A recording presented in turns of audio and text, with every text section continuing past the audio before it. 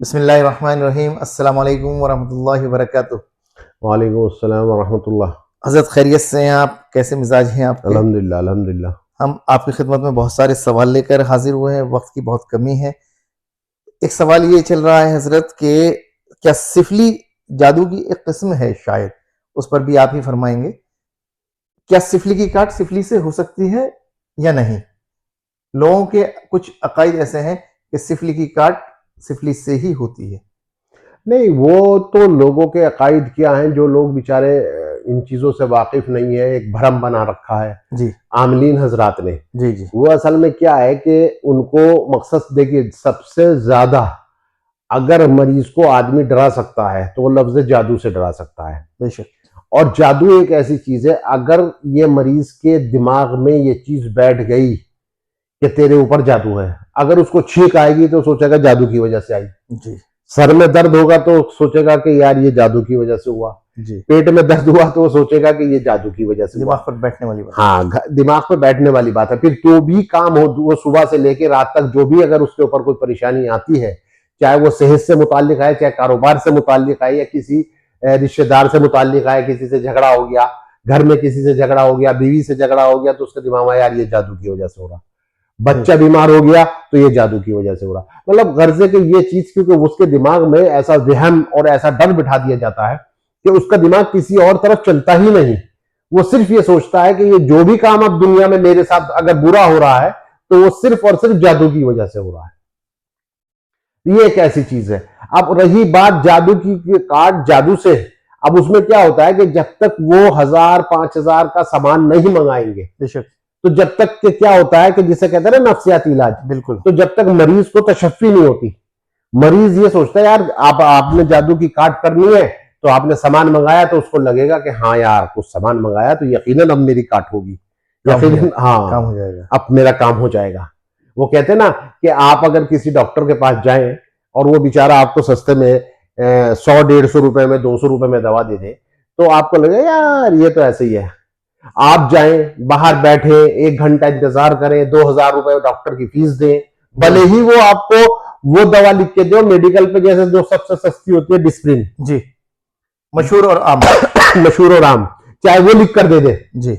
लेकिन आपको तशफ़ी क्यों हो रही है? क्योंकि आपकी जेब से पैसा चला गया, पैसा चला गया और डॉक्टर ने लिखी, डॉक्टर ने। हमने 2000 रुपए दे रखे हैं। तो ये चीजें हैं। तो इसलिए ये सोचना वैसे भी जादू का जहां तक मामला है कि शरीयत में भी है कि जादूगर ईमान से खारिज है, जादूगर के पास बैठने वाला ईमान से खारिज है, और ये यकीन रखने वाला माजल्ला के जादू की काट जादू से होगी जी, तो ये तो ईमान खतरे वाली बात है ना, ईमान से खारिज हो जाएगा। बिल्कुल बिल्कुल हो जाएगा यकीनन। तो ये अकीदा रखना तो सरहतन गलत है, बिल्कुल गलत है, और ऐसा बिल्कुल नहीं होता है। लेकिन क्योंकि जादू को एक हवा बना दिया गया, जो मैं आपसे अर्ज कर रहा हूं, तो वो ये सिर्फ चीज होती है आमलीन की, जी, कि आमलीन किस तरह से करता है। अब जैसे डॉक्टरों का मामला हो गया कि टेस्ट के बिना चलेंगे ही नहीं, आगे नहीं चलते हैं, बिल्कुल आगे नहीं चलते, मतलब अपना कुछ है ही नहीं जी, कुछ नहीं है। जो आपने लाखों रुपया खर्च करके, करोड़ों रुपया खर्च करके एमबीबीएस की डिग्री ली है, जी, वो भी बिना टेस्ट के नहीं चलेगा, नहीं चल रहा है। तो ये जो पहले हुआ करता था, आपने देखा हकीमों का तहज्जुद गुजार हुआ करते थे नब्ज पकड़ के। मैंने तो सुना है कि एक हकीम महफूज साहब थे, शायद महफूज ही नाम था, मैं इसके लिए तो माजरत चाहूंगा कि मुझे नाम सही मालूम नहीं है। जी जी। कि किसी ने उनका इम्तिहान लेने के लिए क्या करा कि बहरहाल पहले औरतों में पर्दा बहुत हुआ करता था जी, तो अगर दुपट्टा औरत का पकड़ लिया करते थे ना महरम का, दुपट्टा पकड़ने के बाद वो नुस्खा लिख दिया करते थे। अच्छा, तो दुपट्टे की हरारत से। तो क्या ईमान, अल्लाह अकबर, देखिए आप क्या क्या तकवा, बेशक, क्या चीज अल्लाह तबारक व तआला ने उनको बख्शी, कितने बरगुजीदा लोग होंगे वो। बिल्कुल बिल्कुल।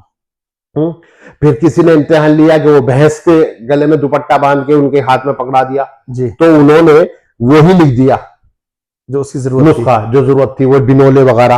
कहले जी आप तो ये लिख रहे हैं, कहने के दुपट्टा भाई जिसके हाथ, मेरे हाथ में जिस गले में ये आपने बांध करके दुपट्टा मेरे हाथ में पकड़वाया, इसके लिए इसकी ग़िज़ा यही है, यही है। तो पैरों में गिर गए लोग। ओहो हो। तो ये चीज हुआ करती थी। बेशक। पहले हुआ करता था, देखिए डॉक्टर का मामला हुआ करता था खिदमत खल्क का, बहुत जबरदस्त। खौफ खुदा हुआ करता था जी। उन लोगों के अंदर, खुदा तरसी हुआ करती थी उनके अंदर, जज्बा हुआ करता था कि लोगों की खिदमत की जाए। अब वो सब चीजें खत्म हो चुकी हैं। इसी तरह आमलीन हजरात का जहां तक मामला है, आमलीन हजरात भी तो एक रूहानी डॉक्टर है। बिल्कुल बिल्कुल, जाहिर सी बात है। अगर आपके पास अगर कोई बेचारा आया है तो उसको उसकी रहनुमाई करो, सही तरह रहनुमाई सही तरह करो, से। जो कि नहीं करते, बल्कि ये सोचते हैं कि इसको जितना हम डराएंगे उतना इससे हम पैसा ले सकेंगे। जी जी बिल्कुल। हालांकि मैं समझता हूं, अल्लाह हिफाजत फरमाए। देखिए अल्लाह ताला भी फरमा रहे कि तुम मेरे बंदों पर रहम करो तो मैं तुम्हारे ऊपर रहम करूंगा।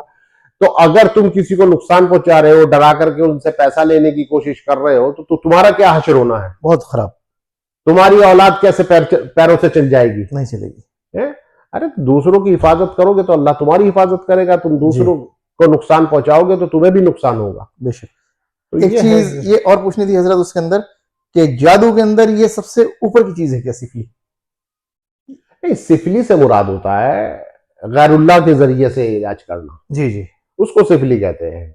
है वो भी उतने ही जादू, सब बराबर ही होते हैं। बराबर ही है, लेकिन उसमें यह है कि वो देखना होता है कि जादू करने वाला के अंदर ताकत कितनी है। अच्छा, तब कारगर होता है वो। तो क्या वो जानलेवा तक बन जा सकता है? हाँ, क्यों नहीं, बेशक। अब वीडियो बहुत लंबी हो जाएगी, जानलेवा की आपने सवाल किया तो बाकायदा टाइम लिख करके जादू अगर किया जाए तो इतने टाइम के अंदर आदमी को नुकसान होता है। जी जी, मैंने सुना है कि इतने टाइम तक। एक साहब ने कहा मेरे से कि हमने एक जगह देखा, उन्होंने बताया कि टाइम लिखकर बताया कि भाई 2 दिन के अंदर ही बिल्कुल बिस्तर पर लग जाएगा, हाँ, तो वही चीज, जान से भी चला जाएगा। हाँ तो वो है। कि जादू की काट जादू से हो सकती है या नहीं, और जादू की हकीकत पर भी लोग कह रहे हैं कि ज़रा उस पर भी बयान फरमाइएगा कि इसकी हकीकत क्या है, इसके अंदर क्या हक़ाइक़ है। या इसको ये समझ लीजिएगा जैसे सिफली की काट सिफली से होती है या नहीं, ये भी बताइएगा। नहीं सारा ये तो खैर माज़अल्लाह ऐसी बात नहीं कहनी चाहिए, इससे तो ईमान से खारिज होने वाली बात है। बेशक क्योंकि इस्लाम के अंदर है, शरीयत के अंदर, कि जादू करने वाला इस्लाम से खारिज है। बेशक। और ये अकीदा रखने वाला कि जादू की सिफली की काट सिफली से होती है, तो इसका मतलब वो भी ईमान से खारिज है। ऐसा बिल्कुल नहीं है। सिफली की काट कुरान से होती है। सूरह फलक, सूरह नास नाजिल हुई बेशक। अस्सलातु वस्सलाम पर जब जादू हुआ, तो इससे क्या ज़ाहिर होता है कि सिफली जादू किया गया, लेकिन उसकी काट जो है वो कुरान से कुरान हुई। करीम से हुई। तो ये सोचना कि सिफली की काट सिफली से होती है, माज़अल्लाह, ये बिल्कुल गलत है। ये अकीदा रखने वाला भी ईमान से खारिज हो जाएगा। ये जी। ऐसा बिल्कुल नहीं है, बिल्कुल गलत है। हर एक चीज़ की काट कुरान से है, हर एक चीज़ की काट कुरान में, हर चीज़ का जिक्र है कुरान से, हर एक चीज़ की काट है, हर एक मुसीबत का हल कुरान में है। जी जी बेशक।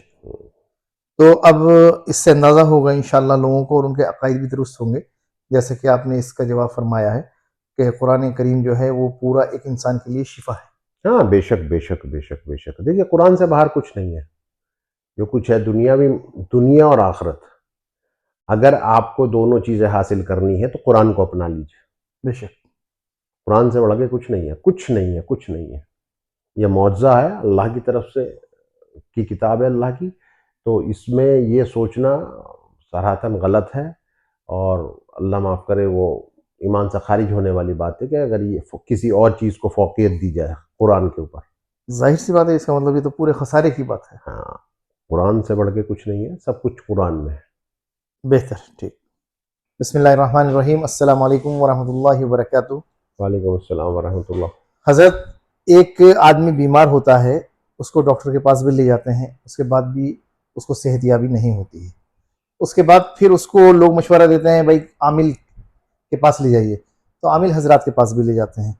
तो जो लोग इधर उधर, पहले तो एक वक्त गुजर जाता है बड़े बड़े डॉक्टरों को बदलने में, आखिर में बेचारा मरीज भी हलकान हो जाता है, घर वाले भी परेशान हो जाते हैं, और उस पर निकलता है आखिर में जादू, और उसे सही करते हैं फिर आमिल हजरात। तो वो क्यों नहीं पहले से महसूस करते, उसके जो तासुरात होते हैं मरीज के जिस्म के ऊपर, जो असर पड़ता है, जो उसकी कैफियत होती है, तो कैसे अंदाज़ा हो लोगों को कि इस पर जादू है, ताकि उनके घर वाले जो हैं वो भी परेशानी से बचें, और मरीज को भी जल्दी शिफायाबी हासिल। देखिए ऐसा है, इस्लाम से अगर कहा गया कि जादूगर को कि इस्लाम से खारिज है, तो वो ऐसे ही नहीं कहा गया। बेशक जादू का पकड़ना कि इसको रूहानी शिकायत है बहुत मुश्किल होता है।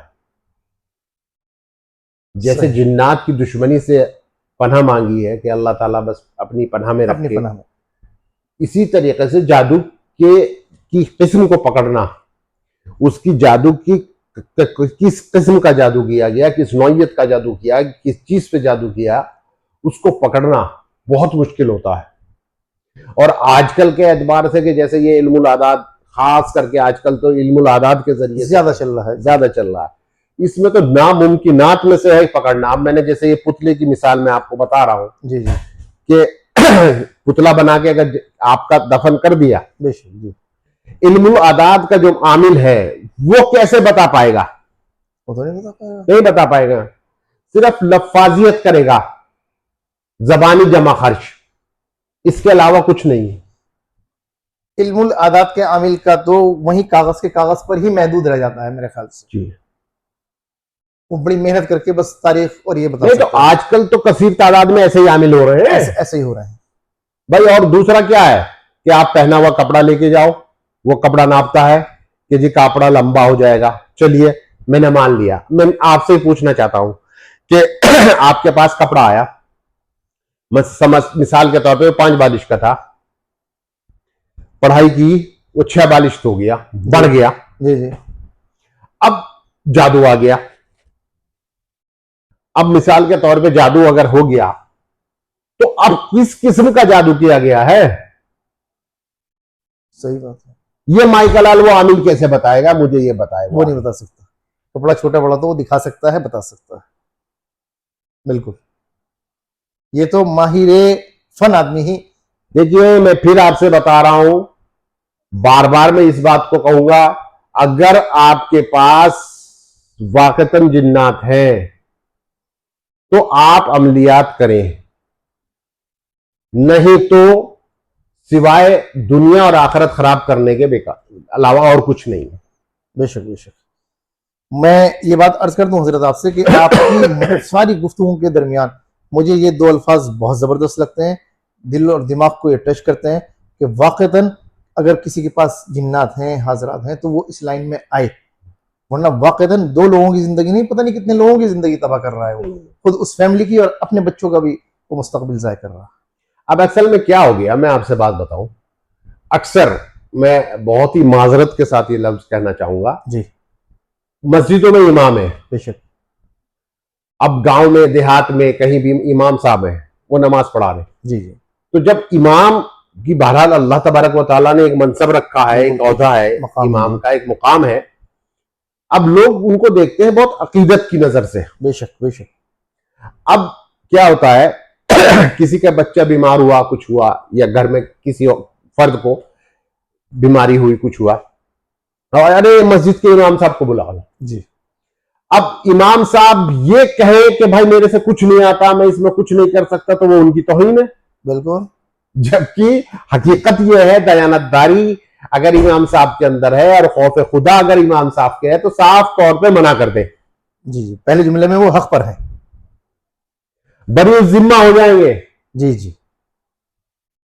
गुनाह से बच जाएंगे। बिल्कुल बिल्कुल, जाहिर सी बात है। वो मजबूरन जी हाँ मैं कर दूंगा और ये कर दूंगा और वो कर दूंगा, और वो करते हैं जी। तो वहां से मामला गड़बड़ हो जाता है। इसी तरीके से अब रहे मदारिस, अब ये जो सुफरा हजरात होते हैं, जी जी। अब ये सामने वाले को मरूब करने के लिए उससे बेचारे से चंदा भी हासिल करने के लिए, जी, तो वो कुछ ना कुछ उसको बेचारे को वरगलाएंगे। जी जी जी। हालांकि ये सब बात कहने की नहीं है, सही बात, लेकिन ये सदाकत में मबनी बात है जो मैं कह रहा हूं, क्योंकि आधा लिबास तो उनका ऐसा होता ही है और लोगों की जरूरत मजबूरी होती है तो वो उसको पूरा बना देते हैं। तो इस तरह से भी जो है ना, ये खास करके इस फन को बदनाम किया जा रहा है। मैं इसी वजह से ये बदनाम भी हो रहा है और इससे बदजन भी हो रहे हैं लोग। बेशक आपने सही फरमाया।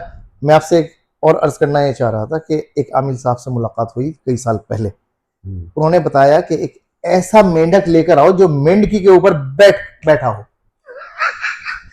और बाकायदा मैं इसका चश्मदीद हूं हजरत, उस मेंढक को लेकर आओ जो मेंढकी के ऊपर बैठा हो, वहां से पकड़ कर लाओ और उसके बाद उसको मारो, और उसके बाद फिर 3 कपड़े लेकर आओ कफन के, तैयार करो। फिर बाकायदा उसको कफन दिया गया सफेद लट्ठे के कपड़े में, और फिर जंगल में जाकर एक जगह गड्ढे में दबा दिया गया कि ये आपका काम मुकम्मल हो जाएगा। और मैं उस बात का भी गवाह हूं कि वो मामला अपनी जगह से 1 इंच नहीं सरका, इस मामले के लिए उन्होंने उन आमिल साहब को बुलाया। बताइए आप, तो अभी से आप क्या कहेंगे? मुझे बड़ी हैरत है। ये चीजें हैं सब, और इससे बस अल्लाह ताला अपने हिफ्ज़ ज़मान में रखे, क्योंकि ये मामला इस तरह का है कि अगर हमें गलत आदमी मिल गया तो घराना बर्बाद हो जाता है, डिप्रेशन में चला जाता है। क्योंकि मान लीजिए, अब जैसे अक्सर बीमारी की बात बता रहा हूं मैं आपसे जी, किसी को कोई बीमारी हुई, अब वो चला गया आमिल के पास, अरे भाई ये बीमारी है, इसका इलाज कराओ। सपोज एक मिसाल देता हूं कि आपका लीवर फैटी हो गया जी, जो आम चीज है, आम चीज है आजकल, बिल्कुल। अब पता चला मुझे जब लीवर फैटी हुआ तो मुझे उल्टी आई, तेजाब बना, आएगी। अब मुझे तो वहम है कि भाई मेरे पर कुछ मामला तो नहीं बन गया। सही। अब मैं पहुंच गया आमिल साहब के पास, अब वो या तो किसी मस्जिद के इमाम या फिर वो जाहिर सी बात है सफीर वो पता चला, उसने बताया हाँ अरे यार, अब जो उसके जहन में आया, जादू बताए या जिन्नात बताए, अब वो पता चला लेवल 1 था, अब वो बढ़ के हो गया लेवल 2। ओहो। पता चला लीवर फैटी के साथ साथ उसको हो गई शुगर भी। ओहो। तो मौत के मुंह में जा रहा है ना, जा रहा है, रफ्ता रफ्ता। तो ऐसे भी हालात बन रहे हैं। सही फरमाया कि उसको था मर्ज, उसको चाहिए था कि डॉक्टर को दिखाए, बिल्कुल बिल्कुल बिल्कुल, तो वो दिखा रहा है आमिल को। जी जी जी। और ऐसा भी है कि उसको इस पे यकीन ही नहीं है, बिल्कुल बिल्कुल, अमलियात के ऊपर। बेशक था तो उस पे जादू, लेकिन वो दिखा रहा है डॉक्टर को दिखा रहा है। पता चला एक स्टंट डल गया, हार्ट में प्रॉब्लम हुई, दूसरा स्टंट डल गया, 3 स्टंट डल गए, पता चला कि रूहानी इलाज हुआ नहीं, तो बेचारा पहुंच गया मौत के मुंह में। बिल्कुल। तो ये दोनों चीजें दोनों तरफ मिले के बात को कहना चाह रहा हूं। सही आप बात को समझ, जी, चाहे वो मेडिकल का हो, चाहे वो रूहानी हो, दीनी हो या दुनियावी हो, मतलब दोनों चीज को समझना और उसका प्रॉपर वे में इलाज करना, ये है महारत, ये जरूरी है, असल यही है जी। सही फरमाया आपने, बिल्कुल। अच्छा, मैं ये चाह रहा हूं कि लोगों के अकायद दुरुस्त हो जाए, जैसे कि मैंने अभी आपकी खिदमत में अर्ज किया था कि वो मेंढकी का मामला, क्या वाकईतन जादू में कोई हकीकत है इन चीजों की? मेंढकी, क्योंकि जिन इतनी बड़ी ताकत वाला आदमी, और जिस मेंढक को आपने मार दिया, उससे क्या फायदा? कोई हासिल वसूल नहीं, कुछ। मैं वही तो अर्ज कर रहा ना आपसे कि वो हमारा नसीब जी कि हमें सही लोग मिल जाएं। सही सही सही, चाहे वो डॉक्टर हो, चाहे वो आमिल हो। आमीन। दयानतदारी इसके अंदर लाजिम है, दयानतदारी। एक वाकया मुझे याद आ गया जी। एक साहब दिल्ली के अंदर, जी जी, उन्होंने लगा रखा कि जादू के स्पेशलिस्ट, सिफली के माहिर। अच्छा, हमारा उनसे ताल्लुक था जी।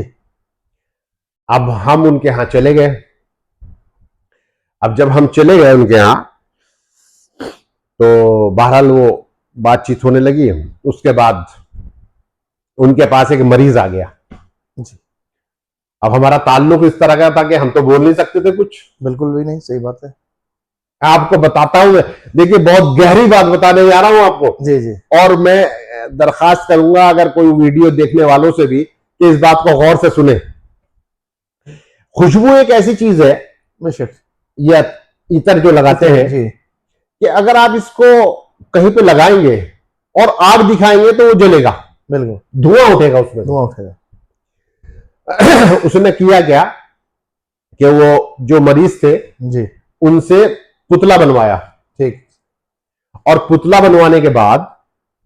उनके पुतले के मुंह में बीड़ी घुसाई। अच्छा, हाँ। और पुतला कैसे बनवाया? आटा और मैदा, आटा और मैदा दोनों मिक्स करके, जी जी, खूब मिक्स कराया, खूब मिक्स कराया, खूब उसको टाइट हो गया तो वो पुतला बना दिया। अब जब वो पुतला बन गया तो उसके मुंह में बीड़ी घुसाई, जी और बीड़ी घुसाने के बाद उसके मुंह में लगाने के बाद उसने अतर निकाला जी जी और वो लगाया बीड़ी पे। जी जी, तो जहां वो लगा और उसके बाद जो उसने उसको लाइटर दिखाया तो धुआं उठना था वो क्योंकि उसके अंदर केमिकल ही तो होता है, केमिकल होता है, अल्कोहल भी होता है इसके अंदर। केमिकल होता है वो, तो केमिकल जला, और जब वो जला तो वो धुआं उठना था। तो क्या कह रहा है, देखा तुमने? यकीन करेगा कोई कि पुतला बीड़ी पी रहा है? मतलब क्या है ये? कुछ भी नहीं।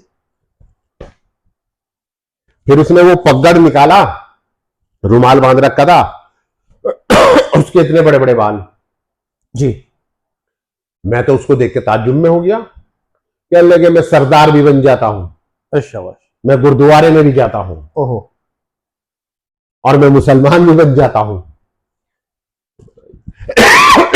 तो एक बहरूपिया है इसका मतलब, अल्लाह हिफाजत फरमाए। तो ये हामिलीन का हाल हो रहे हैं, और बोर्ड लगा हुआ है सिफली स्पेशलिस्ट। जी, अब जो बेचारे सीधे साधे लोग हैं, परेशान आदमी तिनके का भी सहारा तलाश करता है। बेशक करता है, करता है, जब मुसीबत में कोई होता है तो वो जाता है, जाता है। वो तो डिपेंड करता है कि भाई मैं क्या कर रहा हूं, इस मजबूरी का नाजायज फायदा ना उठाना चाहिए। बिल्कुल बिल्कुल बिल्कुल। मैंने ये देखा है हजरत कि जैसा आपने फरमाया मजबूरी और परेशानी, बड़े अच्छे अच्छे लोगों को मैंने शमशान की राख लाते हुए भी देखा है। वो बता दिया किसी ने कि भाई आप ये चाटेंगे तो ये काम हो जाएगा आपका, ये करेंगे तो ये हो जाएगा। ये सब होते हैं वही लोग। ऐसा है शागिल भाई, जिंदगी सबको बहुत प्यारी होती है, बेशक, पता सबको है कि मरना है, लेकिन मरना कोई नहीं चाहता। नहीं चाहता, मरने वाला भी मरना नहीं चाहता जो आखिरी सांस ले रहा है। जी, तो बहुत अजीब अजीब ड्रामे देखने को मिलते हैं। बेशक बेशक, जब मौत सामने होती है ना, जी जी, बिल्कुल बिल्कुल। तो बहुत कम लोग होते हैं जो ईमान पे कायम रहते हैं। बेहतर जी हजरत, और वो है ना कि काना दज्जाल जब आएगा आएगा, जी जी बिल्कुल, लोग भागे फिरेंगे तो कम लोग होंगे ना, बहुत कम लोग तादाद होगी। वरना तो एक वरना हथेली खुदा मान लेंगे उसको। जो एक हथेली पे सूरज और एक पर चांद दिखाएगा। जी, वो चीज है। ठीक है हजरत, बहुत शुक्रिया, माशाल्लाह आपने बहुत सारे जवाब दिए, और उम्मीद करता हूँ बहुत सारे लोगों के अकायद भी दुरुस्त होंगे और उससे फ़ायदा भी उठाएंगे।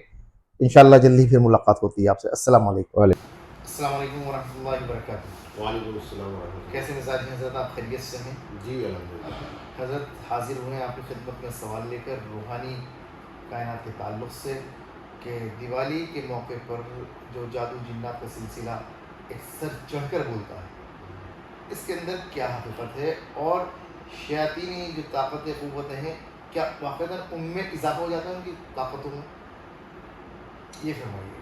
असल में देखिए, ये खुशी का मौका है जी, दिवाली, लेकिन क्योंकि आमलीन हजरात को ज़रा सा इसमें, क्योंकि शयातीन को थोड़ी सी ताकत मिल जाती है और थोड़ा ढील मिल जाती है। अगर वाक़तन आमिल मेहनत किए हुए, फिर वही लफ्ज़ कहूँगा, लफ्ज़ मेहनत, क्योंकि सिफली के अंदर भी एक चीज़ है, सबसे बड़ी चीज़ वो है कि मेहनत किए हुए। सिफली से मुराद क्या है? सिफली के अंदर आप जितना गंदा रहेंगे, जितना नापाक रहेंगे, जितना आप नापाक रहेंगे, जितनी आप गलाजत खाएंगे, जितना मतलब सब कुछ कर सकेंगे, मतलब बुरी से बुरी चीज जो भी कर सकेंगे, गंदगी का एक आतंक जहाँ तक मचा सकते हैं, तो उतनी आपको इसमें ताकत, तकवीयत मिलेगी। अल्लाह, मसला ये है, अब जैसे पहले, अब तो खैर बहुत कम हो गया है, लेकिन अब भी अगर आप दीगर स्टेट में देखेंगे तो बाकायदा उनके यहाँ सिफली वालों का एक मार्का है कपड़ों का, कि वो कपड़े रंग बिरंगे टाइप के जी जी पहनते हैं, या अजीब मामला, लेकिन उसके अंदर शर्त वही है जो मैं आपसे अर्ज कर रहा हूँ। अच्छा, फिर दूसरा उसमें ये भी देखना होता है कि जो सिफली जादू इस वक्त किया जा रहा है, अब जादू से मुराद यही नहीं है कि वो नुकसान पहुंचाने के लिए जादू किया जाए। अच्छा, हाँ, आम फहम जो एक लोगों को डर रहता है, लफ्ज़ जादू खतरनाक लगता है। हाँ खतरनाक लगता है, तो उसके अंदर क्या होता है, लफ्ज़ जादू से मुराद क्या होता है कि किसी इंसान को नुकसान पहुंचाना। नुकसान पर, लेकिन अब इसके अंदर ये भी होता है कि मोहब्बत का जादू भी चलता है। जी जी चलता है, वो तो सुना सर चढ़कर बोलता है। तो ऐसा ही नहीं है कि नुकसान पहुंचाने का ही जादू किया जाता है। अब वो एक जहन बन गया कि भाई जो रात को जुआ खेलेंगे कि दिवाली की रात में जो जुआ जीत गया वो सारे साल जुआ जीतेगा। जी जी इसलिए दिवाली के अंदर जो मेहनत मैं करूँगा, हालांकि आमिल बहुत कम लोग ऐसे आमिल होंगे जो मेहनत करेंगे, वरना सही मायनों के अंदर ये है कि मैं बताऊं आपसे कि इसमें आमिल अपनी हिफाजत की कोशिश करता है कि मैं अपनी ताकत ज़्यादा से ज़्यादा बना लूँ। अपनी ज़्यादा नहीं, तो वो पढ़ाई में बैठता है क्या? हाँ, वो पढ़ाई में बैठता है। अब या तो वो अपने, जिसे कहते हैं ना, अपने औजार को धार लगाने वाली बात, या तो वो अपनी शक्तियों को, अपने पास जो सिद्धि है, अपने पास जो ताकत है, अपने पास जो अल्लाह ने हाजरात दी हुई है, या तो वो उसको तकवीत पहुंचाए जी जी, या फिर किसी के ऊपर जादू करे। किसी को अब जादू जब ही तो करेगा जब अपने पास अच्छे कुछ ताकत होगी। तो सही बात है, सही फरमाया आपने। तो ये चीज़ है। तो इसमें एक जादू नहीं दिवाली पे, इसमें मुख्तलिफ चीज़ें चलती हैं। अच्छा, मैं एक चीज़ ये पूछना चाह रहा था आपसे, जैसे हम शुरू से बचपन से सुनते हैं लफ्ज़ हंडिया उड़ने का, कि फला के नाम की हंडिया उड़ा दी गई, ये क्या है? आज तक हमने सुना ही सुना है। जादू की रोशनी में आप फरमाइएगा इसके बारे में। देखिए, इतना ऊपर वाले को यकीन के साथ कह रहा हूं कि अगर आसमान पे कोई हंडिया जा रही है जी, अल्लाह ने अगर चाहा तो मैं उस हंडिया को यहाँ उतार दूंगा। माशा, अल्लाह के कलाम से। अच्छा, तो पहली बात तो ये पता चल रहा है, अब आपकी बात से अंदाजा हुआ कि लफ्ज़ हंडिया उड़ने में वाक़अतन सदाकत उड़ती हैं हंडिया। अच्छा, तो वो भी फायदे के लिए या सिर्फ वो नुकसान के लिए होगी? वो नुकसान के लिए होगी। अच्छा, वो नुकसान के लिए। जानलेवा। तो लोग रुकवाते भी हैं, इसका मतलब हंडिया है, जैसे कि बहुत सारे अब वो तो डिपेंड करता है कि आदमी पहले से हिफाजत करे। मान लीजिए, अब वो मान लो बहुत सी मरतबा होता है कि बॉडी बीमारी अगर कोई है तो बॉडी इंडिकेशन देती है। जी देती है, लेकिन उस इंडिकेशन को समझने वाला भी तो होना चाहिए ना। समझने वाला होना चाहिए। आपको इंडिकेशन मिला, आपने जाके पहले ईसीजी करा ली, जी, आपने ईको करा लिया तो मर्ज पकड़ में आ गया। लेकिन ऐसा उमूमन होता कहाँ है? जैसे अक्सर जादूगर दिवाली के मौके पर लोगों से कह देते हैं, अब वो या तो उनका बेवकूफ़ बनाते हैं या वाक़तन कि भाई इस मरतबा तुम्हारी हंडिया हो सकती है, देखो, और उसको मैं रोक सकता हूँ या ख़त्म कर सकता हूँ, ज़ाहिर कर सकता हूँ। ऐसा भी होता है क्या? हाँ, ऐसा होता है। या तो वो डराने के लिए ही अपनी एक आमदनी का जरिया है कि मैं इनको। अब ये तो मैं नहीं बता सकता देखिए इसमें क्या है मामला, लेकिन अब जादू वादू का मामला यही रहता है कि आदमी सोचता है कि यार नुकसान पहुंचाना है तो आमिल की मदद ली जाए। तो ये तो आपने बहुत ज़बरदस्त बात बताई है कि अल्लाह के फजल से जो आपके साथ मामलात हैं कि आपको ये पता चल जाए उड़ती हुई हंडिया को तो आप यहाँ उतार सकते हैं। तो ऐसे में अगर लोग आपसे इलाज कराना चाहें तो उसका तरीक़ाकार क्या रहेगा? आज हमें इस राज को भी अफशा कर दीजिए, लोग बहुत बेचैन और परेशान हैं, आपकी वीडियोस तो देख रहे हैं बहुत ज़्यादा। बिस्मिल्लाहिर्रहमानिर्रहीम, अस्सलाम वालेकुम वरहमतुल्लाहि वबरकातुहू। वालेकुम अस्सलाम वरहमतुल्लाह। हज़रत, एक सवाल आपकी खिदमत में लेकर हाजिर हैं। ये बताइएगा, जैसे आजकल एक मर्ज़ है कैंसर, बहुत ज़ोर पकड़ रखा है उसने दबाकर, और लोग बहुत परेशान हैं, जिस्म के किसी भी हिस्से में हो जाता है। तो बहुत सारे डॉक्टरों के पास इलाज कराने के बाद आखिर में नाउम्मीदी ही आती है।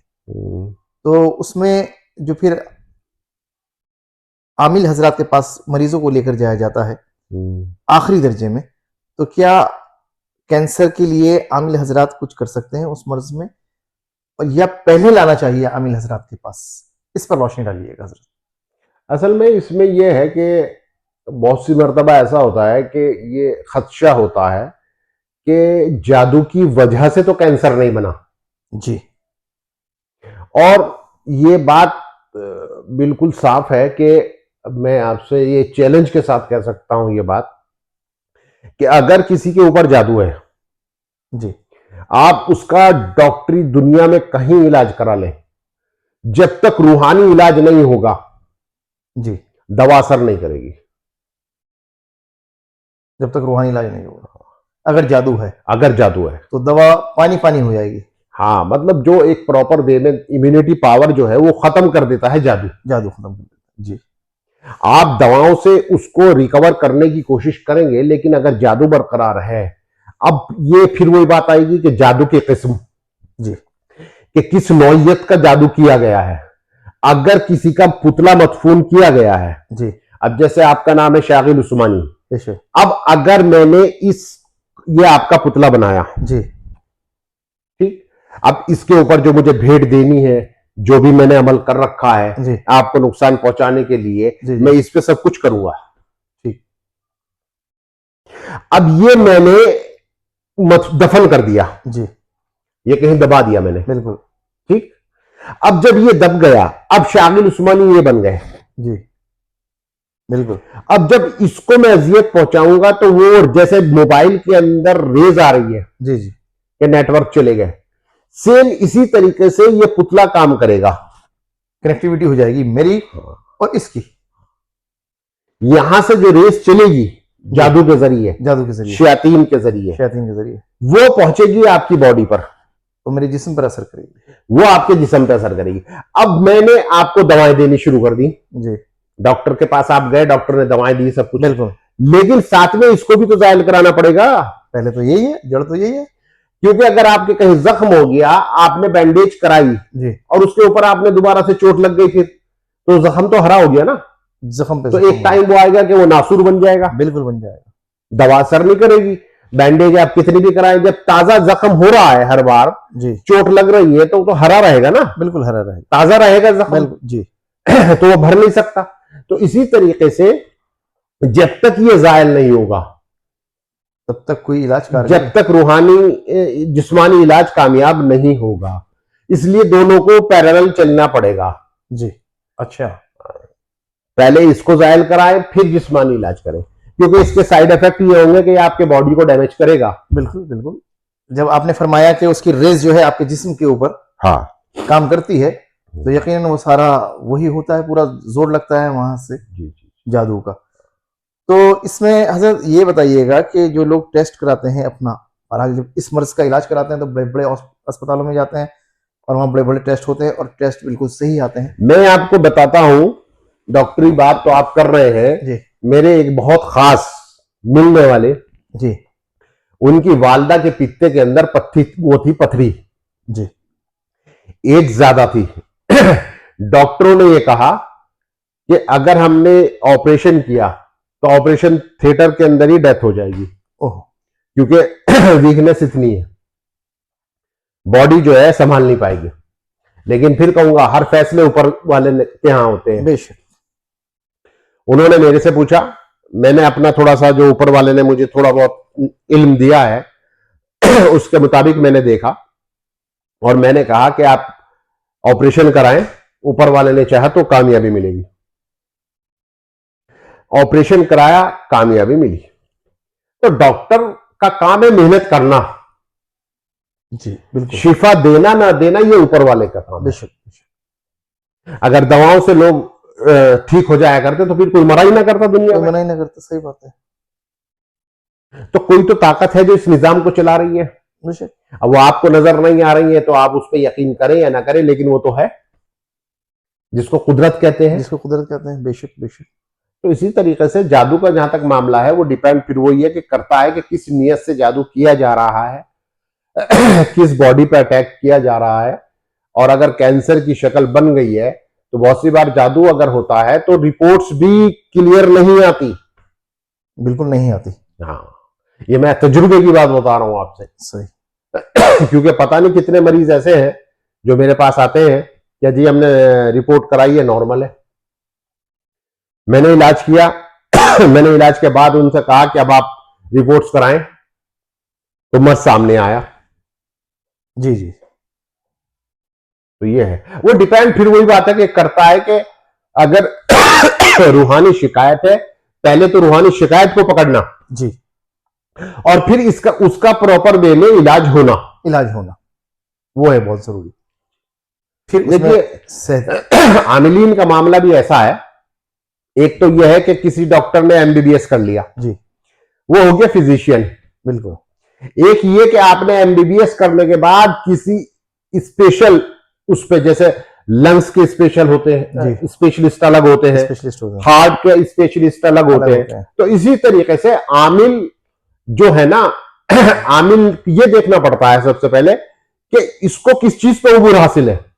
जी, वो किस लाइन का अपना माहिर है, ताकि उसी की पकड़ करेगा फिर वो। जिन्नात और जादू ये एक ऐसा फन है कि इसके लिए आमिल ने अगर मेहनत की हुई है तो इलाज प्रॉपर कर पाएगा, नहीं तो नहीं कर पाएगा। जादू की काट करना आसान नहीं है, सही बात है। मैं फिर कह रहा हूं। तो मेरे ख्याल से हजरत जो मेहनत करते हैं वो ही बाअमल आमिल होते हैं, इस एतबार से। तो भाई आप एक बात तो बताइए, अगर आप बीमार पड़े तो आपको तो अब तो गूगल पे देखिए कौन सी टैबलेट किस मर्ज के लिए, तो फिर डॉक्टर के पास क्यों जा रहे हैं आप? सही बात है, सही, बिल्कुल सही फरमाया। आप अपना इलाज खुद कर लीजिए। बेशक सही कह रहे हैं आप, उसमें देखा और मंगा ली दवा। मंगा ली दवा। इसी तरीके से जादू की कार्ड भरी पड़ी हुई है, गूगल पर देख के खुद पढ़ाई कर लीजिए ना, सही बात है, खुद इलाज कर लीजिए। नहीं हो सकती। आमलीन के पास जाने की जरूरत नहीं है, ऐसा नहीं हुआ करता। वो कहते हैं ना अपने सर की जुएं खुद नहीं पा सकता, नहीं पा सकता है। इसलिए आपको किसी सही आदमी के पास तो जाना ही पड़ेगा। बिल्कुल बिल्कुल। तो अब हजरत वो डिपेंड करता है कि आमिल की काबिलियत के ऊपर। जाहिर सी बात है, मैं यही पूछना चाह रहा था, जैसे डॉक्टर ने पढ़ाई की है इसी तरीके से आमिल की भी अपनी पढ़ाई है, जैसे कि आपने फरमाया। देखिए अब एक डॉक्टर है, वो बैठा है, उसने पैसा लगाया हुआ है दुकान में, आदमी जाता है उससे इंप्रेस होता है। इसी तरह आमली नजरात का हो गया, बाल बड़े बड़े रख लिए, पांचों उंगलियों में अंगूठियां पहन ली, मतलब वो अब अपने हुलिये से मरूब कर रहे हैं, कुछ लिबास बदल लिया, लिबास बदल लिया। तो ये चीजें हैं, दिखावा। अंदर क्या है वो देखने वाली बात होगी। सही फरमाया आपने। वक्त जो है, सवालात की फहरिस्त हमारे पास ज्यादा है। एक साहब मैसेज के जरिए ये पूछ रहे हैं कि जो जादू की मियाद होती है वो क्या होती है हजरत, मियाद और कैसे पता चलता है कि बिल्कुल अब तो मियाद खत्म हो चुकी है इसकी? वो ये देखना होता है कि मियाद किस चीज की डाली हुई है। अच्छा, बीमारी की अगर मियाद डाली हुई है तो वो आमिल की काबिलियत पर डिपेंड करेगा कि वो ये देखे कि मियाद पड़ी हुई है और खत्म हो रही है या नहीं। अब जैसे मैंने पुतले की मिसाल दी, जी बिल्कुल। ये आमिल ही तो पहचान पाएगा कि इसका पुतला कहां दफन है। सही। और वो जब बता पाएगा, जैसे नबी करीम सलाम को वही के जरिए से बताया गया। बेशक 11 गिराएं खोली गई सूर्य फलक और सूर्य नास पढ़ करके के जरिए। जी, इसी तरीके से अगर अल्लाह ने आमिल को ताकत दी हुई है, जभी तो उसको पता चलेगा कि शागिल उस्मानी का पुतला कहां दफन है। सही बात। हुलिये से थोड़े ही पता चल जाएगा, हुलिये से तो कुछ भी नहीं पता चला सकता, वो अपने पीछे में नहीं पता चला सकता है। अब तो दिखावा चलता है, तो इसलिए अब हुलिया बना करके लोग, जी जी जी जी, बहुत चल रहा है। हालांकि इन चीजों से होता कुछ नहीं, आदमी को फायदा देखता है कि मुझे किससे फायदा हो रहा है। देखिए मरीज भी दो तरह के होते हैं। एक मरीज तो वो होता है जो वाकईतन बीमार है, वो सही आमिल का के पीछे जाएगा। कुछ लोग ऐसे हैं जो नफ्सियाती इलाज चाहते हैं, वो तो कहीं भी चले जाएंगे, तो उनको फिर वैसा ही आमिल चाहिए। बिल्कुल बिल्कुल, बस नफ्सी आमिल चाहिए कि वो उनसे उन्हीं उसी तरीके की बात है। हालांकि बेचारे वो ठीक नहीं हो पाते, जाहिर सी बात है, फिर वो परेशानी रहते हैं और ज्यादा डिप्रेशन में चले जाते हैं, और ज्यादा लोगों को देखा है, और ज्यादा परेशानी में चले जाते हैं, क्योंकि वो चार बातें और उन्हें बता दी जाती है मजीद, और वो पहले से जो मर्ज में बस वो नीम हकीम खतरा है जान। बिल्कुल बिल्कुल बेशक। तो इस पुतले पर मियाद डाली जाती है या? जी मियाद डाली जाती है। क्या उसका कुछ? वो मियाद डाली जाती है, किस चीज की डाली जा रही है वो देखने वाली बात होती है। अच्छा अच्छा, बेहतर, ठीक।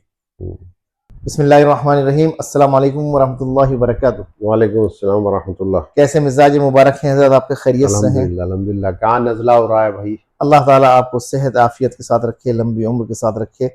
आपके सामीन भी आपसे दुआओं की दरख्वास्त करते हैं और आपके लिए भी दुआ फरमाते हैं। मैं ये अर्ज़ कर रहा हूँ आपकी खिदमत में, एक सवाल लेकर हाजिर हुआ हूँ कि जो आदमी डिप्रेशन में आ जाता है, जो इंसान, और इस हद तक पहुँच जाता है कि वो नाउम्मीदी की आखिरी किरण होती है, एक जिंदगी की आखिरी किरण होती है, एक नाउम्मीदी की, बस अब तू गया, ये घड़ी, आखिर उसमें क्या वजह है कि जिस्म उसका मजबूत बज़ाहिर नजर आ रहा है, सही अच्छा खासा आदमी, न बोलने को तैयार, न बातचीत करने को तैयार, हर वक्त उसके जहन में जो है डिप्रेशन और नेगेटिविटी चल रही है उसकी क्या वजह है हजरत? क्या इसमें कुछ जिन्नात का हाथ है? देखिए, जैसे कहते हैं कि शैतान जो है वो कल्ब पे वार करता है। जी जिन्नात औलाद तो शैतानी की है। जी बिल्कुल। वो अलग बात है कि ईमान लिया है कुछ नहीं लाए। ईमान जो जिन्नात लाए हैं वो तो अल्लाह के रसूल पे ही ईमान लाए हैं। ईमान लाए बेशक। जिन्नातों में तो कोई नबी नहीं आया। बेशक। अल्लाह हिफाजत फरमाए। जिन्नात का खासा ये है, इनकी फितरत में होता है ये लोगों को डराना। मैं अपनी मिसाल देता हूँ आपको। मुझे याद नहीं अभी तक मैं कितने जिन्नातों से मुकाबला कर चुका हूँ। जी बेशक।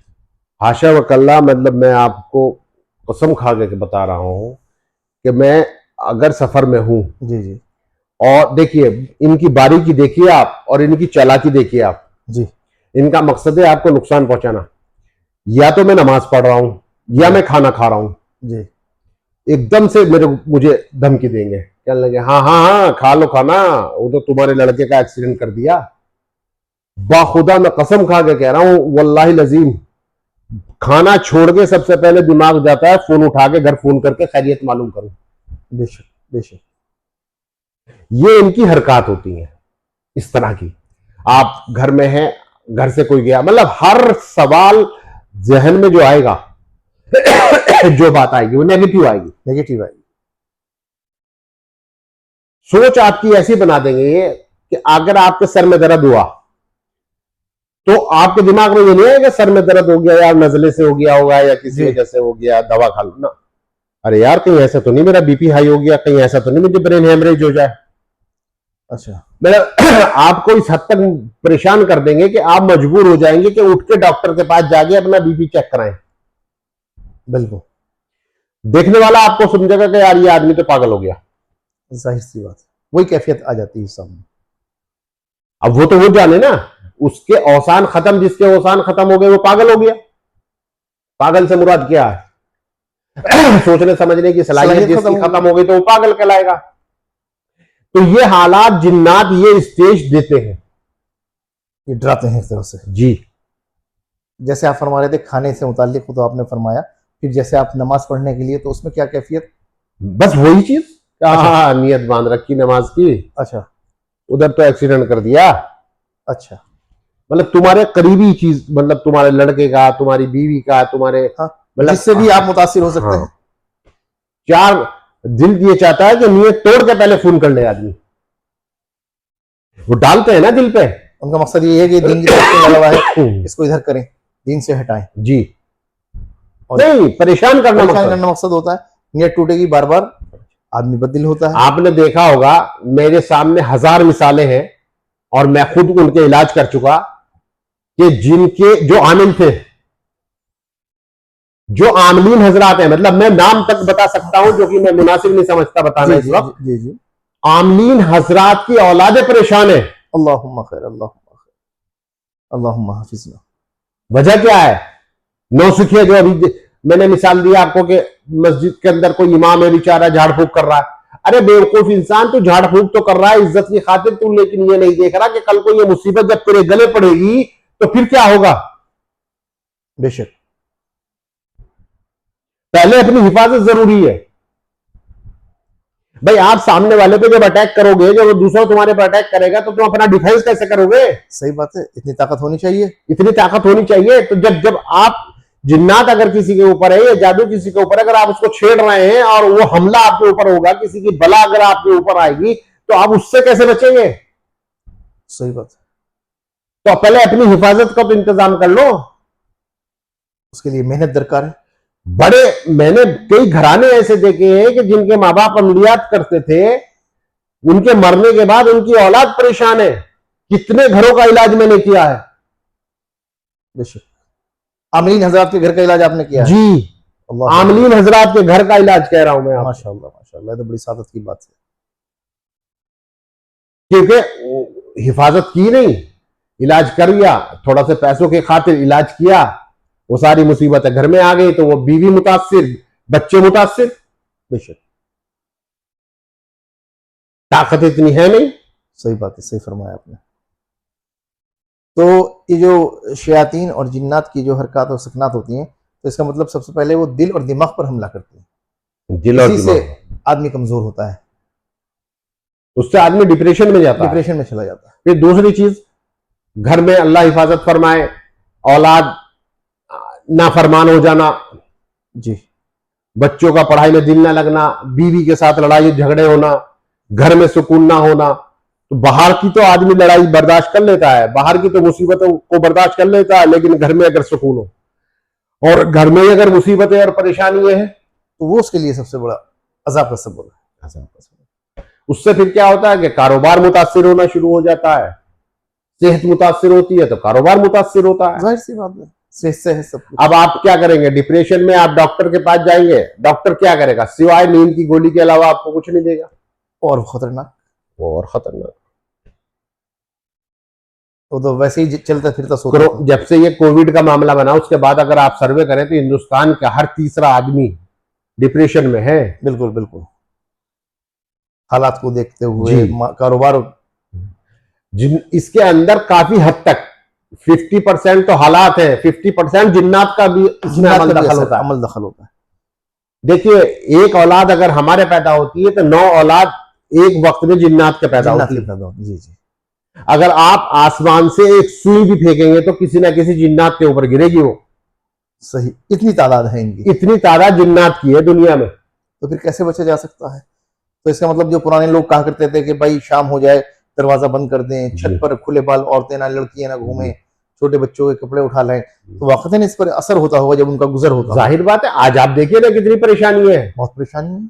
आप बताइए मुझे, बिना घर में आप एक वक्त खाना ना खाएं दवा खानी पड़ेगी। बिल्कुल, आप बच्ची से लेकर के बड़ों तक आपको एक चीज तो देखने को मिलेगी, टांगों में दर्द, सर में दर्द। सर में दर्द, जी, आम बीमारी है ये, खास करके औरतों के साथ।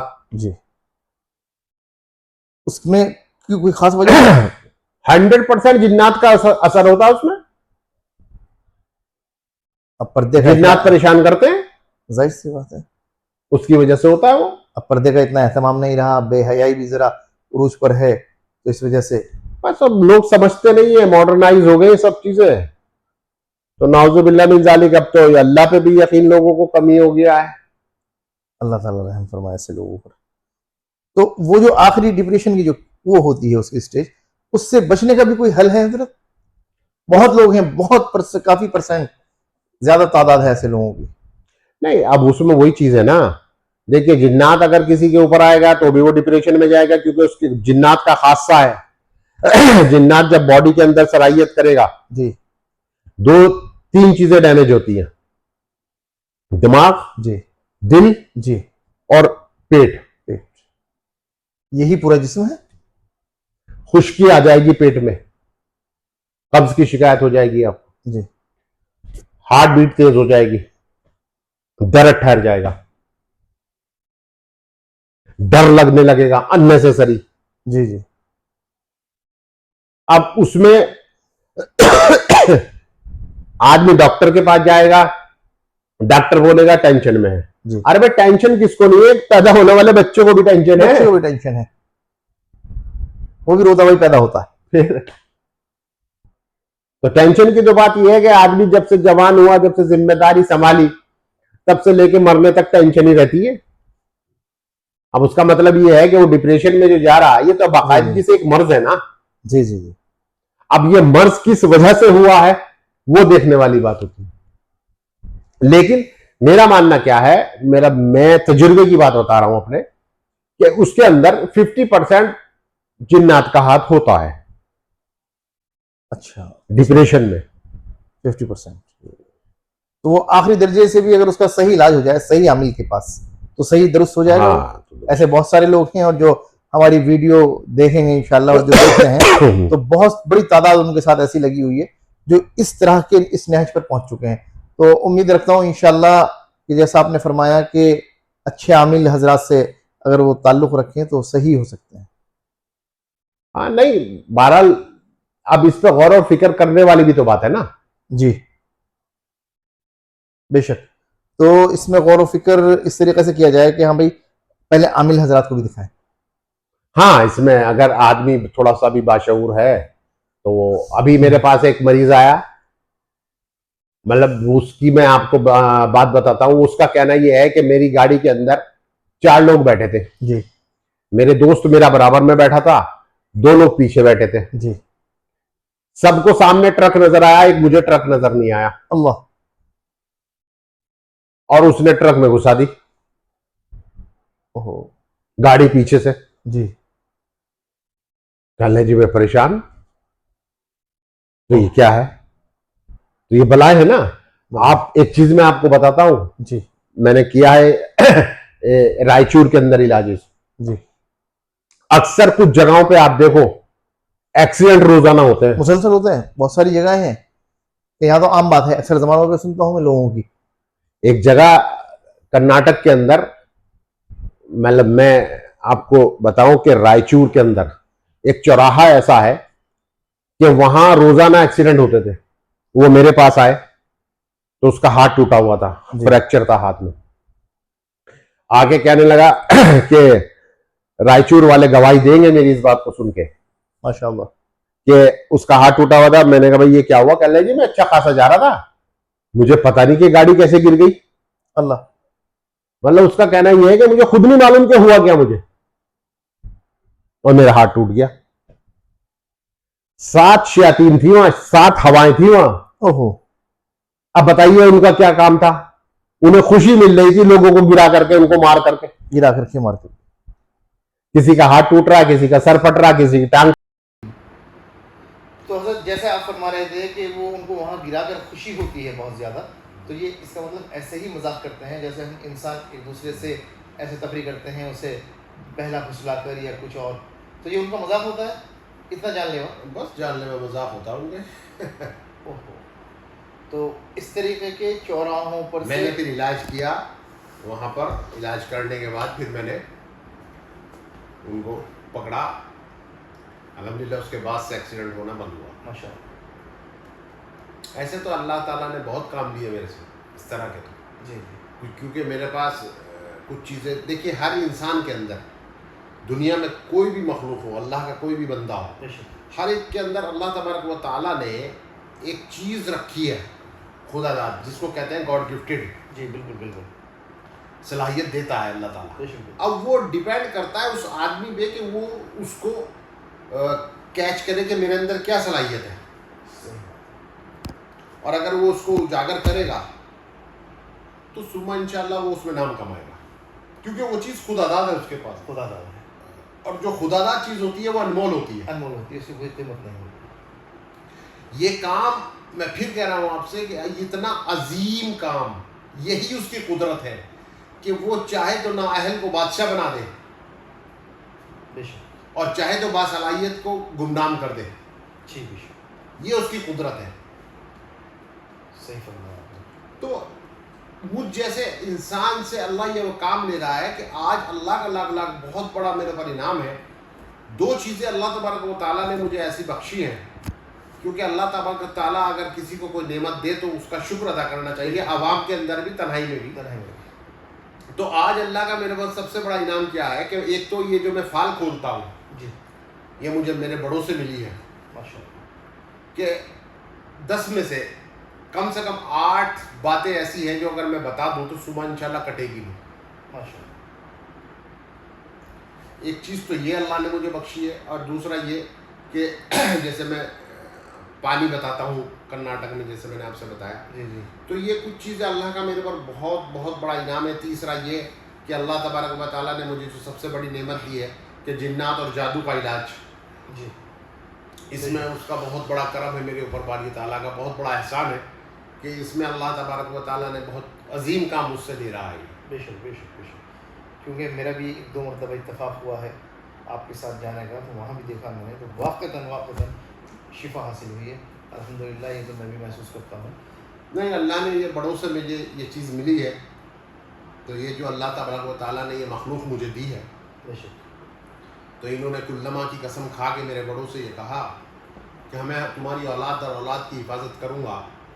तो आज अल्हम्दुलिल्लाह ये मेरी और मेरी औलाद की हिफाजत इंशाअल्लाह ये करेंगे इंशाअल्लाह सुम्मा इंशाअल्लाह। तो अगर मेरे पास ये नेमत ना होती तो शायद मैं भी या तो ना करते, ये काम ना करता। जी जी, या फिर वही नहीं करता है। अच्छा, नहीं करते आप। हाँ, ये तो खैर आपसे उम्मीद है वैसे माशाल्लाह, क्योंकि आपके पास इस तरीके का सरमाया है जो आपके बुजुर्गान दीन से हासिल है। नहीं देखिए, आज अल्लाह का लाख लाख शुक्र है, उसका सबसे बड़ा एहसान मेरे ऊपर ये है कि मैं जहाँ पैदा हुआ हूँ वहाँ एक मिसाल ऐसी नहीं है अल्हम्दुलिल्लाह कि कोई मुझे ये बता दे। आज अपनी दयानतदारी के साथ और अपनी ईमानदारी के साथ अल्हम्दुलिल्लाह ज़िंदगी गुजार रहा हूँ। मेरे ख्याल से इसी को तकवा कहते होंगे। बेशक बेशक। हक़ूक़ुल इबाद का पास रखता हूँ, हक़ूक़ुल्लाह का पास रखता हूँ। दारुल का इतना बड़ा सानिया पेश आया। बेशक। आज अल्लाह का शुक्र है, लाख लाख एहसान है कि मैं बरीउज़ ज़िम्मा हूँ कि भाई मेरे मामलात क्या मेरे बड़ों ने किए होंगे, दारुल से क्या मामला रहा होगा। क्योंकि दारुल एक ऐसी जगह है कि जो हाजी आबिद हुसैन साहब रहमतुल्लाह अलैह को बशारत हुई नबी करीम अस्सलातु वस्सलाम की, बेशक। और उसके बाद ये मदरसा कायम हुआ। हाजी आबिद हुसैन साहब उस वक्त मियाँ जी मुन्ना शाह साहब जो वली सिफत लोग थे, उन लोगों ने उस वक्त चंदा दिया। बेशक जी बिल्कुल। और फिर हाजी आबिद हुसैन साहब ने हज़रत नानोतवी को बुलाया और बुलाकर कहा कि भाई मैं आलिम नहीं हूँ, ये तो आबिद थे बहुत बड़े जी, तो मैं आलिम नहीं हूँ, लिहाजा आप मदरसा, मैंने इस तरह से ख्वाब देखा है और मदरसा कायम हुआ। वो तो होना था क्योंकि अल्लाह तबारक व तआला के जिस पे अल्लाह के रसूल की बशारत हो गई हो तो वो बहुत कैसे, बड़ी बात है तो अल्हम्दुलिल्लाह। सुम्मा इंशाअल्लाह अल्लाह रब्बुल इज़्ज़त ने अगर चाहा तो ता क़यामत इंशाअल्लाह ये इसी तरह हरा भरा रहेगा, लोग आते रहेंगे जाते रहेंगे। इंशाअल्लाह। तो उस दारुल से अगर आप, मैं समझता हूँ, नुकसान पहुँचाना तो बहुत दूर की बात है। अगर नज़र टेढ़ी करके भी देख लेगा दारुल की तरफ कोई, तो मैं समझता हूँ उसकी नस्लें अंधी हो जाएंगी। बेशक बेशक बेशक। ये जो आपका फैसला है, मैं सोचता हूँ बहुत सुनहरा फैसला था आपका ये, और बड़ी कदरदानी है। देखिए, लोगों ने मेरे पे कहा, कहते हैं कि जी इतने पैसे लिए होंगे, ये किया होगा, लेकिन वो मैंने जो किया अल्लाह के लिए किया है। मेरा अल्लाह मुझसे राज़ी हो जाए। बेशक बेशक मैं फिर कहूँगा कि इंसान के अमल के ऊपर दारोमदार है। बेशक। मैंने जो किया वो दयानतदारी, मेरी ईमानदारी वो अल्लाह जानता है। अल्लाह के यहाँ कबूल हो गई तो बात ख़त्म हो गई। बेशक बेशक, इसमें तो कोई शक ही नहीं है। और हज़रत इतनी बड़ी जायदाद को बिना 1 रुपया लिए हुए वापस कर देना, ये एक बहुत बड़े कमाल की बात है। अपने अंदर एक बहुत बड़ी, इस ज़माने के अंदर, इस सदी की बात हो रही है हज़रत, और ये काम अल्लाह ताला ने आपके हाथों लिया है और आपने भी। हाँ, शुरुआत मैंने ही की। बेशक, मैं यही अर्ज़ कर रहा था कि जो आपने शुरुआत की है उससे मज़ीद फ़ायदा पहुँचा है इस रूहानी दरसगाह को।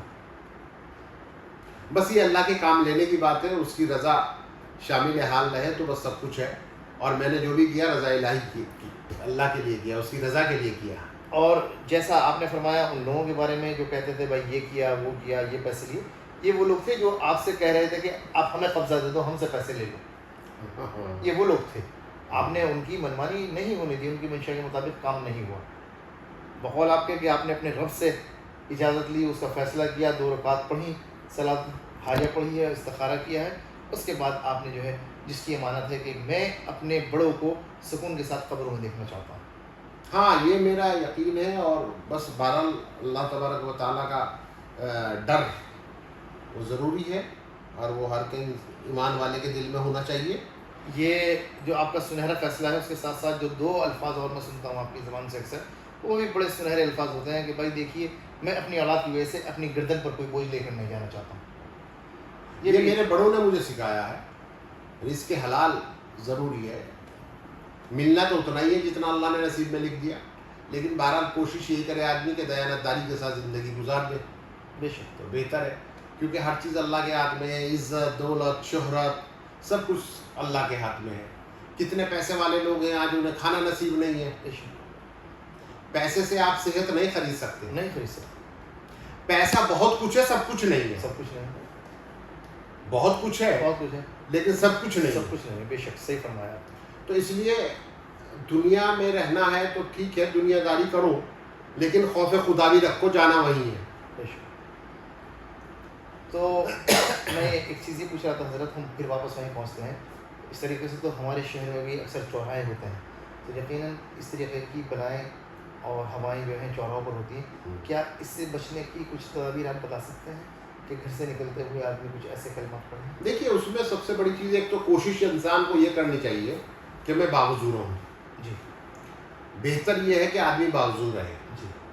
बावजूद अगर आप रहेंगे तो कुछ ना कुछ जिक्रुल्लाह करते रहेंगे। बेशक। एक तो अल्लाह की तरफ से है कि अगर आप बावजूद होंगे ना, आप गाली नहीं दे पाएंगे, नहीं दे पाएंगे, आप गीबत नहीं कर पाएंगे, नहीं कर पाएंगे। अल्लाह रोकेगा आपको गुनाहों से बिल्कुल, बाखुदा। बेशक बेशक। तो अल्लाह ताला अपने नेक बंदों की हिफाजत करता है, तो बशर्ते कि आप थोड़ा सा उसकी तरफ चलो तो ना, एक कदम तो आपको चलना पड़ेगा ना। जाहिर सी बात है, वज़ू के साथ जब जिक्र करते हैं तो फरिश्ते आपके साथ लगे हुए होते हैं, वो आपकी नेकी लिख रहे होते हैं, तो बुराई की तरफ और बुरे कलमात तो आप ज़बान से अदा कर ही नहीं और सकते। जब मौत का वक्त आता है तो जो हिफाजत के फरिश्ते हैं वही मलकुल मौत बन जाते हैं। वही मौत बन जाते हैं, जाहिर सी बात है। तो घर से बावजूद और कुछ कोशिश ये घर से क्या बावजूद रहना ही चाहिए इंसान को। जी जी जी, भाई जैसे इबादत के लिए है कि आप नमाज पढ़ें तो ये सोच के नमाज पढ़ें कि ये मेरी आखिरी नमाज है। बेशक। तो जब आप ये सोच के पढ़ेंगे तो आपके अंदर इखलास पैदा होगा। जी जी जी। हज़रत आपसे बहुत सारे सवालात हो गए हैं, वक्त बहुत ज़्यादा तवील हो चुका है, लेकिन चलते चलते क्योंकि आज सवाल और आ रहा है कि दिवाली के अंदर जादू। एक वाक़या याद आ गया मुझे, मैं कश्फुल महजूब किताब के अंदर मैंने पढ़ा था, जी वो बुज़ुर्ग का नाम तो मेरे जहन में नहीं रहा, उसके तो मैं माफ़ी चाहता हूँ कि एक पाए के बुज़ुर्ग थे, उनके पास एक जाहिल आदमी आया जी, और आके कहने लगा कि हज़रत जी मुझे बैत कर लो आप। बेशक। और मैं बड़ी अकीदत से आया हूँ, मतलब उसने अपने देहाती अल्फाज में जी, जी जो मैं भी हो। तुम्हारे से बहुत मोहब्बत करूँ सही। और मैं जी मुझे बस अपना तुम मेरे पीर बन जाओ। जी जी तो खैर वो समझ गए बेचारे, और उन्होंने, बहरहाल अल्लाह वाले थे, अल्लाह के नेक बंदों में से थे, बरगुज़ीदा थे, तो उनको बैत किया। बैत करने के बाद मगरिब का वक्त हो गया। जी, अब वो जो बेचारा जाहिल इंसान था तो वो बैत होने के बाद चला गया अपने हुजरे में। जी तो वहाँ जाने के बाद वो नमाज़ पढ़ रहा था, तो हज़रत को ख्याल आया कि या अल्लाह मैं इसके साथ नमाज़ पढ़ लूँ, जी जी खड़ा हो जाऊँ पीछे। जी जी, फिर ख्याल आया कि यार ये तो जाहिल आदमी है, पता नहीं नमाज भी सही पढ़ रहा होगा या नहीं। सही। तो हज़रत ये सोच के चले गए। रात को जब मुहासबे में बैठे, जी, अल्लाह की नुसरत तलाश करने की कोशिश की, अल्लाह अकबर। देखिए आप, अल्लाह अकबर, रूंगटे खड़े हो जाते, बाल खड़े हो जाते। जी जी, तो अल्लाह ताला ने कहा मेरी नुसरत तो तू वहाँ छोड़ गया है, अगर उसके पीछे नमाज पढ़ लेता तो तेरी नमाज कबूल हो जाती। अल्लाह अकबर, अल्लाह। तूने उसकी नमाज देखी थी, ये जाहिल आदमी है कि नमाज भी सही पढ़ रहा है, ये नहीं देखा कि वो किस इखलास के साथ नमाज पढ़ रहा है। किस इखलास से?